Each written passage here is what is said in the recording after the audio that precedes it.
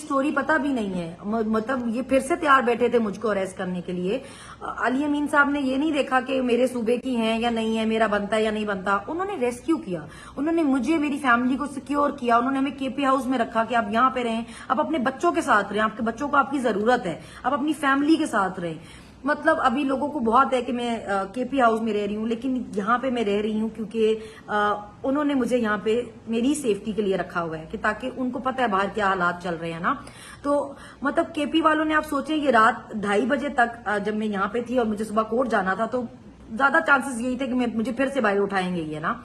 तो मैं खैर अब नाम तो नहीं लेती, लेकिन एमएनए और एमपीए भी यहाँ बैठे ये प्लानिंग कर रहे थे कि अगर ये दोबारा इस तरह इन्होंने कोई कोशिश की अबडक्ट करने की या गायब करने की, तो हमने किस तरह इसको रेस्क्यू करना है, हमने किस तरह इसको वहां से निकालना है और हमने किस तरह केपी हाउस पहुंचाना है।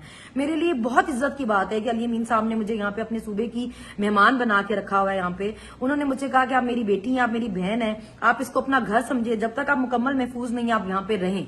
उन्होंने मुझे इतना सपोर्ट किया, मेरे बच्चे इतने इतने खुश है। मेरा मोहम्मद थोड़ी थोड़ी देर बाद आके मुझे हक करता है, देखता है मैं कहाँ बैठी हुई हूँ, फिर देखता है किसी से मिल रही हूँ, तो फिर उनसे मिलके चला जाता है वापस मुझे देख के ना।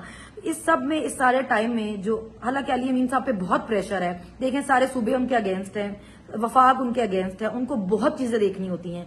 इसके बावजूद उन्होंने जिस तरह ये ख्याल रखा, उन्होंने ये अपना फर्ज समझा कि किसी की अगर बेटी है या माँ है तो हमारा फर्ज है कि हम उसकी हिफाजत करें।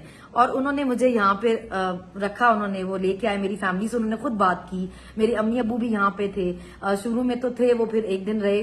तो मैं उनकी इतनी शुक्रगुजार हूँ कि मैं आपको बता नहीं सकती। उनकी वजह से मेरे बच्चे मेरे साथ हैं आज, तो मैं तो ये उनकी फेवर भूल ही नहीं सकती कभी।